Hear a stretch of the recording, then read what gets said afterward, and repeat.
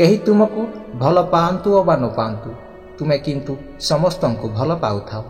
केही तुम सुख दुखरे ठिया हुअंतु अबा न हुअंतु तुमे किंतु समस्त सुख दुखरे ठिया हेउथाओ।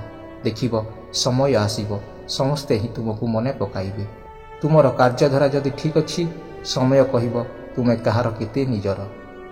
मनीष बिना मुहूर्त देखि जन्म होइथाय, बिना मुहूर्त देखि मृत्यु भी होइथाय। तथापि सारा जीवन किछि करिबा पई शुभ मुहूर्त पछरे पड़ी थाए। जेतेबेले जाय निज आखिरे न देखिछ किंबा निज कानरे न शुणिछ तेबे कौनसी कथा को विश्वास कर नाही। जदि विश्वास करिब संपर्क रे फाट सृष्टि हेबो। काहारी हृदय को कष्ट देवा अर्थ समुद्र को टेका फिंगिबा सदृश।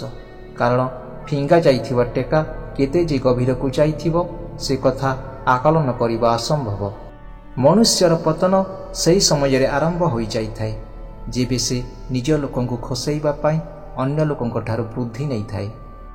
दुख कहिबा और शुणिबा भितरे अनेक फरक थाए।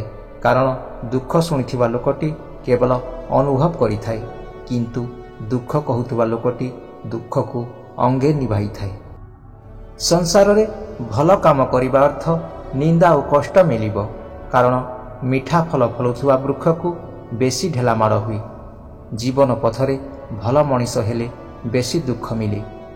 कड़ा कथा कहिले महु बिक्री हुए नाही किंतु मिठा कथा कहिले लंका मध्य सरी जाए।